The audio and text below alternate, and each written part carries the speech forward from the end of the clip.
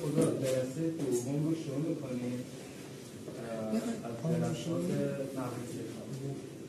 بیشتر از کنار کتاب ما به مطالعه کتاب هایی که من علوم شناختی و تفکر مربوط جلسه پیش کتاب بازی ها را به آرزین اسپانی ارائه دادم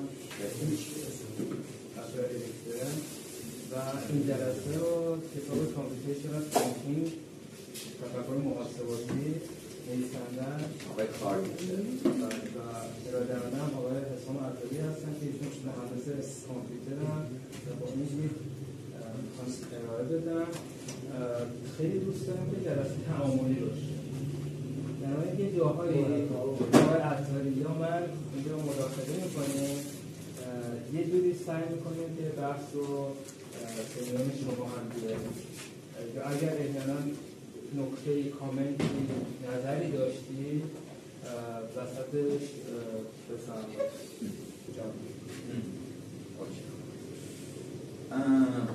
ما تا اینجا اومدیم آشنا شدیم، صورت مسئله‌تون رو اومدیم گفتیم که این صورت مسئله که شما باش در واقع بیان می‌کنی یک داستانی پشتش هست که شما بهش رسیدید. حل مسئله و مشکل، اصلا تعریف مشکل خیلی مهمه.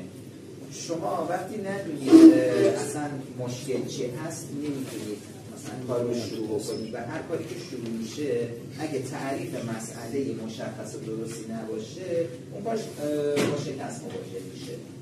مثال میزنم، بذارید یک تعریفی از سیستم به شما بگم، حالا قبل از شروع که اصلا وارد بحث الگوریتم بشید. ببینید کتاب خیلی به سیستم اشاره نکرده ولی من میخوام به سیستم اشاره کنم، یک تعریفی از سیستم داشته باشم. به تمام اجزای در تعامل با هم دیگه که حداقل یک ورودی اصلی و حداقل یک خروجی اصلی دارن میگیم یک سیستم. حالا ممکنه یک خروجی دیگه هم داشته باشه که هم اصلی باشه هم اصلی نباشه، ولی در بیان عامیانه این مفهوم باعث میشه که ببینیم ما یک سیستمی داریم. مثلا همین کافه ورودی افرادن که سفارش میدن و خروجی اون منویی که میان سر میز شما. کافه یک سیستمی داره. حالا ممکنه یک نرم افزاری هم داشته باشه که اسما رو بنویسه، ثبت مشخصات بکنه و حالا چرا گفتم سیستم؟ ما میخوایم به الگوریتم برسیم و بگیم که خب من الان با استدلال ها که منطقی توش بوده اما اگری توش بوده، خیلی یا اول باید بیان یک ولیدیشن تعریفش که اصلا پرونده تو دادگاه نداره. پرونده داره مثلا سمت اتاق حل اختلاف.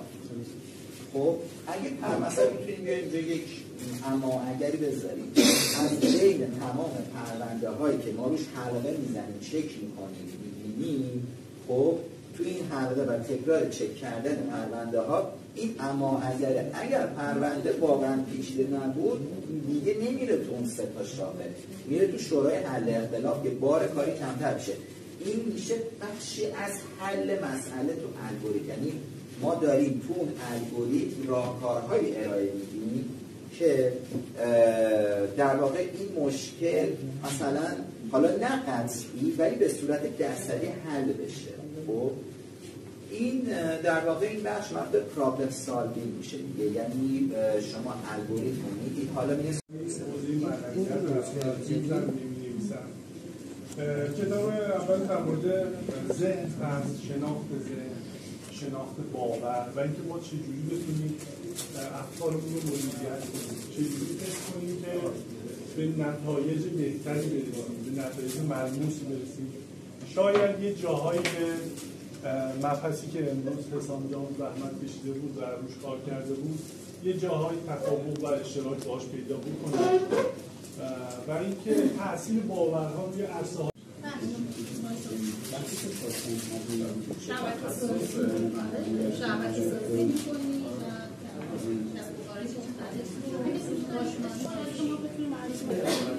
یه بیزنسی داریم، سوالات درخواست بدید، پیمانکاران موظفن به سوالات جواب بدن و بابت اون یه الگوریتم برگه اول سوال جواب است، برگه دوم برای راحتی علم. آره هر چیزی. اصلا ببین برنده مهم نیست موضوع چیه، بیشتر سوالاتی که مطرح میشه جایزه خیلی خاصی